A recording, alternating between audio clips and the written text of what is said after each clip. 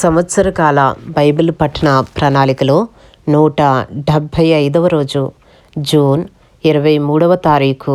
ఈనాటి అనుదిన బైబిల్ పఠనములో 4 అధ్యాయములు పరిశుద్ధ గ్రంథంలోని పాత నిబంధన గ్రంథము నుండి రూతు 1వ అధ్యాయము, 2వ అధ్యాయము, 3వ అధ్యాయము మరియు 4వ అధ్యాయము.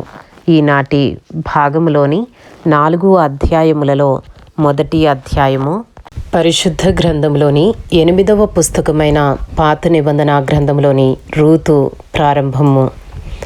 రూతు 4 అధ్యాయములలో 1వ అధ్యాయము, అందులో ఉన్న 22 వచనములు.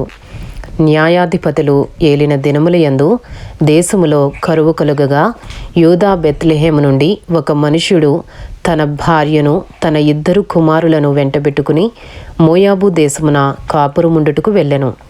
ఆ మనుషుని పేరు ఎలీమెలెకు, అతని భార్య పేరు నయోమి. అతని 2 కుమారుల పేర్లు మహ్లోను, కిల్యోను. వారు యూదా బెత్లెహేము వారైన ఎఫ్రాతీయులు. వారు మోయాబు దేశమునకు వెళ్ళి అక్కడ కాపురముండిరి. నయోమి పెనిమిటి అయిన ఎలీమెలెకు చనిపోయిన తరువాత ఆమెయు ఆమె 2 కుమారులను నిలిచియుండిరి. వారు మోయాబు స్త్రీలను పెండ్లి చేసుకునిరి. వారిలో ఒక దాని పేరు ఓర్పా, 2వ దాని పేరు రూతు. వారు ఇంచుమించు 10 సంవత్సరములు అక్కడ నివసించిన తరువాత మహ్లోను, కిల్యోనను 2 చనిపోయిరి. కాగా ఆ స్త్రీ తాను కనిన 2 కుమారులను తన పెనిమిటియు లేనిదాయెను. వారికి ఆహారం ఇచ్చుటకు యెహోవా తన జనులను దర్శించినని ఆమె మోయాబు దేశములో వినెను గనుక మోయాబు దేశము విడిచి వెళ్ళుటకై ఆమెయు ఆమె కోడండ్రును ప్రయాణమైరి. అప్పుడు ఆమెయున్న స్థలము నుండి ఆమెతో కూడా ఆమె 2 కోడండ్రును బయలుదేరి యూదా దేశమునకు తిరిగిపోవలనని మార్గమును వెళ్ళుచుండగా నయోమి తన 2 కోడండ్రును చూచి, మీరు మీ తల్లుల ఇండ్లకు తిరిగి వెళ్ళుడి. చనిపోయిన వారి ఎడలను నా ఎడలను మీరు దయచూపినట్లు యెహోవా మీ ఎడల దయచూపునుగాక. మీలో ఒక్కొక్కతే పెండ్లి చేసుకుని తన ఇంట నెమ్మది నొందునట్లు యెహోవా దయచేయునుగాక అని వారితో చెప్పి వారిని ముద్దు పెట్టుకొనెను. అంతటా వారు ఎలుగెత్తి ఏడ్చి, నీ ప్రజల యొద్దకు నీతో కూడా వచ్చదమని ఆమెతో చెప్పగా నయోమి, నా కుమార్తెలారా, మీరు మరలుడి. నాతో కూడా మీరు రానేలా మిమ్మను పెండ్లి చేసుకున్నట్టుకై ఇంకా కుమారులు నా గర్భమున నుందురా. నా కుమార్తెలారా, తిరిగి వెలుడి. నేను పురుషునితో ఉండలేని ముసలిదానను, నాకు నమ్మిక కలదని చెప్పి ఈ రాత్రి పురుషునితో నుండి కుమారులను కనినను. వారు పెద్దవారగు వరకు వారి కొరకు మీరు కనిపెట్టుకుందురా. మీరు వారి కొరకు కనిపెట్టుకుని పురుషులు లేక ఒంటరి కత్తెలయ్యుందురా. నా కుమార్తెలారా, అది కూడదు. యెహోవా నాకు విరోధి ఆయను. అది మిమ్మను నొప్పించినంతకంటే నన్ను మరీ ఎక్కువగా నొప్పించినదని వారితో చెప్పెను. వారు ఎలుగెత్తి ఏడవగా ఓర్పా తన అత్తను ముద్దు పెట్టుకొనెను. రూతు ఆమెను హత్తుకొనెను. ఇట్లుండగా ఆమె, ఇదిగో నీ తోడి కోడలు తన జనుల యొద్దకును తన దేవుని యొద్దకును తిరిగిపోయినదే. నీవును నీ తోడి కోడలు వెంబడి వెళ్ళుమనెను. అందుకు రూతు, నా వెంబడి రావద్దనియో నన్ను విడిచిపెట్టుమనియో నన్ను బ్రతిమాలు కొనవద్దు. నీవు వెళ్ళి చోటికే నేను వచ్చేదను. నీవు నివసించు చోటనే నేను నివసించెదను. నీ జనమే నా జనము, నీ దేవుడే నా దేవుడు. నీవు మృతి పొందు చోటనే నేను మృతి పొందెదను. అక్కడనే పాతి పెట్టబడెదను. మరణము తప్ప మరి ఏదైనను నిన్ను నన్ను ప్రత్యేకించిన ఎడల యెహోవా నాకు ఎంత కీడైనా చేయనుగాక అనెను. తనతో కూడా వచ్చుటకు ఆమెకు మనసు కుదిరినదని నయోమి తెలుసుకునినప్పుడు అందును గురించి ఆమెతో మాట్లాడుట మానెను గనుక వారిద్దరూ బేత్లెహేమునకు వచ్చు వరకు ప్రయాణము చేసిరి. వారు బేత్లెహేమునకు వచ్చినప్పుడు ఆ ఊరి వారందరూ వారి యొద్దకు గుంపు కూడి వచ్చి, ఈమె నయోమి కదా అని అనుకొనుచుండగా ఆమె, సర్వశక్తుడు నాకు చాలా దుఃఖము కలుగజేసను గనుక నన్ను నయోమి అనక మారా అనుడి. నేను సమృద్ధి గల దాననై వెళ్ళి తిని యెహోవా నన్ను రిక్తురాలినిగా తిరిగి రాజేసను. మీరు నన్ను నయోమి అని పిలువనేలా?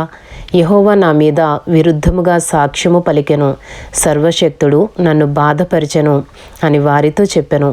అట్లు నయోమియు ఆమెతో కూడా మోయాబీయురాలైన రూతు అను ఆమె కోడలను మోయాబు దేశము నుండి తిరిగి వచ్చిరి. వారిద్దరూ యవల కోత ఆరంభములో బేత్లెహేము చేరిరి. ఇంతటితో రూతు 1వ అధ్యాయంలో ఉన్న 22 వచనములు పూర్తి చేయబడినవి. ఈనాటి భాగంలోని 4 అధ్యాయములలో 2వ అధ్యాయము, రూతు 2వ అధ్యాయంలో ఉన్న 23 వచనములు. నయోమి పెనిమిటికి బంధువు ఒకడుండెను. అతడు చాలా ఆస్తిపరుడు. అతడు ఎలీమెలెకు వంశపు వాడై ఉండెను. అతని పేరు బోయజు. మోయాబీయురాలైన రూతు, నీ సెలవైన ఎడల నేను పొలములోనికి పోయి ఎవని కటాక్షము పొందగలనో వాని వెనుక పరిగె ఏరుకొందునని నయోమితో చెప్పగా, ఆమె నా కుమారి పొమ్మనెను. కాబట్టి ఆమె వెళ్ళి పొలములోనికి వచ్చి చేను కోయువారి వెనుక పొలములో ఏరుకొనెను. ఆ పొలములో ఆమె పోయిన భాగము ఎలీమెలెకు వంశపు వాడైన బోయజుది. బోయజు బేత్లెహేము నుండి వచ్చి, యెహోవా మీకు తోడైయుండును గాకని చేను కోయువారితో చెప్పగా, వారు యెహోవా నిన్ను ఆశీర్వదించును గాకనిరి. అప్పుడు బోయజు కోయువారి మీద ఉంచబడిన తన పనివానిని చూచి, ఈ చిన్నది ఎవరిదని అడుగగా, కోయువారి మీద ఉంచబడిన ఆ పనివాడు, ఈమె మోయాబు దేశము నుండి నయోమితో కూడా తిరిగి వచ్చిన మోయాబీయురాలైన యవనురాలు. ఆమె నేను కోయువారి వెనుక పనల మధ్యను ఏరుకుని కూర్చుకున్నటకు దయచేసి నాకు సెలవిమ్మని అడిగెను. ఆమె వచ్చి ఉదయము మొదలుకొని ఇది వరకు ఏరుకొనుచుండెను. కొంతసేపు మాత్రము ఆమె ఇంట కూర్చుండెనని వాడు చెప్పెను. అప్పుడు బోయజు రూతుతో, నా కుమారి, నా మాట వినుము. వేరొక పొలములో ఏరుకున్నట్టుకు పోవద్దు. దీనిని విడిచిపోవద్దు. ఇచ్చట నా పనికత్తెల యొద్ద నిలకడగా ఉండుము.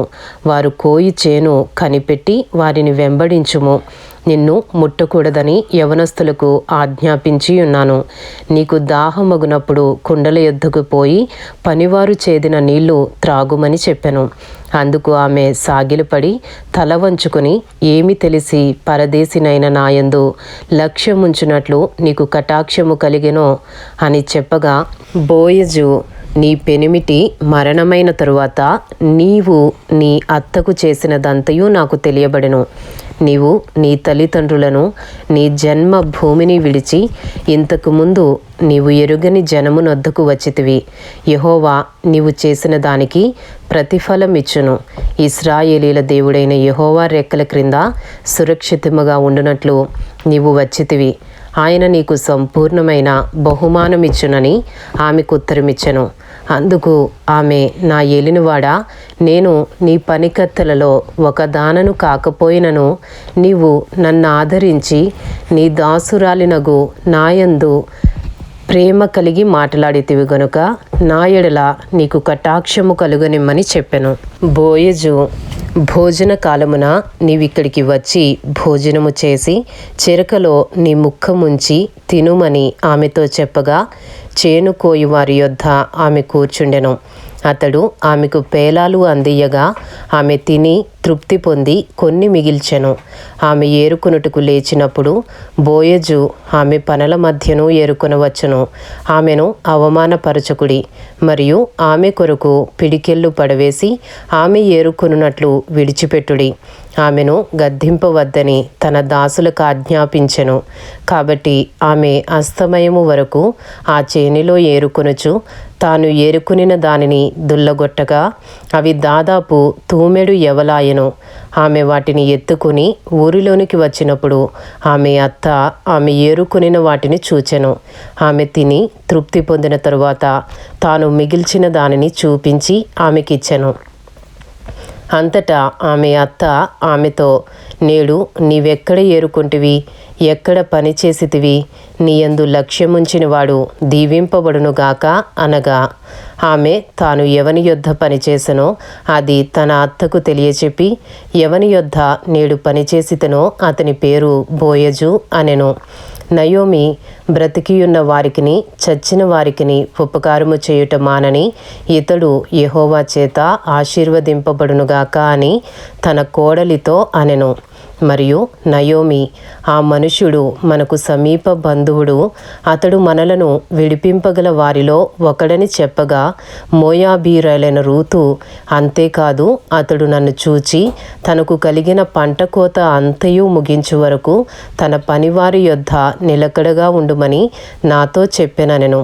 అప్పుడు నయోమి తన కోడలైన రూతుతో, నా కుమారి అతని పనికత్తెలతో కూడనే బయలుదేరుచు వేరొక చేనులోని వారికి నీవు కనబడకపోవటం మంచిదనెను. కాబట్టి యవల కోతయు గోధుమల కోతయు ముగియు వరకు ఆమె ఏరుకొనుచు బోయజు పనికత్తెల యొద్ద నిలకడగా ఉండి తన అత్త ఇంట నివసించెను. ఇంతటితో రూతు 2వ అధ్యాయంలో ఉన్న 23 వచనములు పూర్తి చేయబడినవి. ఈనాటి భాగంలోని 4 అధ్యాయములలో 3వ అధ్యాయము రూతు 3వ అధ్యాయంలో ఉన్న 18 వచనములు. ఆమె అత్తయ్య అయిన నయోమి, నా కుమారి, నీకు మేలు కలుగునట్లు నేను నీ కొరకు విశ్రాంతి విచారింపవలసిన దానను కదా. ఎవని పనికత్తెల యొద్ద నీవు ఉంటివో ఆ బోయజు మనకు బంధువుడు. ఇదిగో ఈ రాత్రి అతడు కళ్ళమున ఎవలు తూర్పారబట్టింపబోచున్నాడు. నీవు స్నానము చేసి తైలము రాచుకొని నీ బట్టలు కట్టుకుని ఆ కళ్ళమునకు వెళ్ళుము. అతడు అన్నపానములు పుచ్చుకొనుట చాలించు వరకు నీవు అతనికి మరుగై ఉండుము. అతడు పండుకొనిన తరువాత అతడు పండుకొనిన స్థలమును గుర్తిరిగి లోపలికి పోయి అతని కాళ్ళ మీదనున్న బట్ట తీసి పండుకొనవలెను. నీవు చేయవలసిన దానిని అతడు నీకు తెలియజేయునని ఆమెతో అనగా, ఆమె నీవు సెలవిచ్చినదంతయు చేసేదనని చెప్పి ఆ కళ్ళమునొద్దకు పోయి తన అత్త ఆజ్ఞాపించినదంతయు చేసెను. బోయజు మనసున సంతోషించునట్లు అన్నపానములు పుచ్చుకుని లోపలికి పోయి ధాన్యపు కుప్ప యొద్ద పండుకొనినప్పుడు ఆమె మెల్లగా పోయి అతని కాళ్ళ మీదనున్న బట్ట తీసి పండుకొనెను. మధ్యరాత్రి యందు అతడు ఉలికిపడి తిరిగి చూచినప్పుడు ఒక స్త్రీ అతని కాళ్ళ యొద్ద పండుకొని ఉండెను. అతడు నీవెవరవని అడుగగా ఆమె, నేను రూతు అను నీ దాసురాలిని. నీవు నాకు సమీప బంధువుడవు గనుక నీ దాసురాలి మీద నీ కొంగు కప్పుమనగా అతడు, నా కుమారి, యెహోవా చేత నీవు దీవెన నొందిన దానవు. కొద్దివారినే గాని గొప్పవారినే గాని యవనస్తులను నీవు వెంబడింపకయుండుట వలన నీ మునుపటి సత్ప్రవర్తన కంటే వెనుకటి సత్ప్రవర్తన మరీ ఎక్కువైనది. కాబట్టి నా కుమారి, భయపడకుము. నీవు చెప్పినదంతయు నీకు చేసెదను. నీవు యోగ్యురాలవని నా జనులందరూ ఎరుగుదురు. నేను నిన్ను విడిపింపగలవాడనను మాట వాస్తవమే. అయితే నీకు నాకంటే సమీపమైన బంధువుడొకడున్నాడు. ఈ రాత్రి ఉండుము. ఉదయమున అతడు నీకు బంధువుని ధర్మము జరిపిన ఎడల సరి, అతడు విడిపింపవచ్చును. నీకు బంధువుని ధర్మము జరుపుటకు అతనికి ఇష్టము లేకపోయిన ఎడల యెహోవా జీవముతోడు నేనే నీకు బంధువుని ధర్మము జరిపెదను. ఉదయము వరకు పండుకొనుమని చెప్పెను. కాబట్టి ఆమె ఉదయము వరకు అతని కాళ్ళ యొద్ద పండుకొని ఒకరినొకడు గుర్తించుపాటి వెలుగు రాకముందే లేచెను. అప్పుడు అతడు ఆ స్త్రీ కళ్ళమునకు వచ్చిన సంగతి తెలియజేయకుడని చెప్పెను. మరియు అతడు, నీవు వేసుకునిన దుప్పటి తెచ్చి పట్టుకొనుమని చెప్పగా ఆమె దాని పట్టెను. అతడు 6 కొలల యవలను కొలిచి ఆమె భుజము మీద నుంచగా ఆమె పురములోనికి వెళ్ళెను. ఆమె తన అత్త ఇంటికి వచ్చినప్పుడు అత్త, నా కుమారి, నీ పని ఎట్లు జరిగినని అడుగగా ఆమె ఆ మనుష్యుడు తనకు చేసినదంతయు తెలియజేసి, నీవు వట్టి చేతులతో నీ అత్త ఇంటికి పోవద్దని చెప్పి అతడు ఈ 6 కొలల యవలను నాకిచ్చెననెను. అప్పుడు ఆమె, నా కుమారి, ఈ సంగతి నేటి దినమున నెరవేర్చితేనే గాని ఆ మనుష్యుడు ఊరకుండడు గనక ఇది ఏలాగు జరుగునో నీకు తెలియ వరకు ఊరకుండుమనెను. ఇంతటితో రూతు 3వ అధ్యాయంలో ఉన్న 18 వచనములు పూర్తి చేయబడినవి. ఈనాటి భాగములోని 4 అధ్యాయములలో 4వ అధ్యాయము రూతు 4వ అధ్యాయంలో ఉన్న 21 వచనములు. బోయజు పురద్వారమునొద్దకు పోయి అక్కడ కూర్చుండగా బోయజు చెప్పిన బంధువుడు ఆ త్రోవను పోవచుండెను గనుక బోయజు ఓయి ఈ తట్టు తిరిగి ఇక్కడ కూర్చుండుమని అతని పిలువగా అతడు వచ్చి కూర్చుండెను. బోయజు ఆ ఊరి పెద్దలలో 10 మందిని పిలిపించుకుని ఇక్కడ కూర్చుండుడని చెప్పగా వారును కూర్చుండిరి. అతడు మోయాబు దేశము నుండి తిరిగి వచ్చిన నయోమి మన సహోదరుడైన ఎలీమెలెకునకు కలిగిన భూభాగమును అమ్మివేయుచున్నది కనుక నీవు చెవులారా వినున్నట్లు నేనొక సంగతి తెలియజేయవలెనని ఉన్నాను. ఈ పుర నివాసుల ఎదుటను నా జనుల పెద్దల ఎదుటను ఆ భూమిని సంపాదించుకునుము. ఏమనగా దాని విడిపించుటకు నీవు ఒప్పుకొని ఎడల విడిపింపుము, దాని విడిపింప నొల్లని ఎడల అది స్పష్టముగా నాతో చెప్పుము. నీవుగాక దాని విడిపింపవలసిన బంధువుడెవడునూ లేడు, నీ తరువాతి వాడును నేనే అని బంధువునితో చెప్పెను. అందుకతడు నేను విడిపించెదనెను. బోయజు నీవు నయోమి చేతి నుండి ఆ పొలమును సంపాదించు దినమున చనిపోయిన వాని పేరట అతని స్వాస్యమును స్థిరపరచునట్లు చనిపోయిన వాని భార్య అయిన రూతు అను మోయాబీరాలి యొద్ద నుండి దాన్ని సంపాదింపవలనని చెప్పగా ఆ బంధువుడు నేను దానిని విడిపించుకొనలేను, నా స్వాస్యమును పోగొట్టుకుందనేమో, నేను దాన్ని విడిపింపలేను గనుక నీవే నాకు ప్రతిగా బంధువుని ధర్మము జరిగించుమని చెప్పెను. ఇశ్రాయేలీయులలో బంధు ధర్మమును గూర్చి గాని క్రయ విక్రయములను గూర్చి గాని ప్రతి సంగతిని స్థిరపరచుటకు పూర్వమున జరిగిన మర్యాద ఏదనగా ఒకడు తన చెప్పు తీసి తన పొరుగువానికిచ్చుటయే. ఈ పని ఇశ్రాయేలీయులలో ప్రమాణముగా ఎంచబడెను.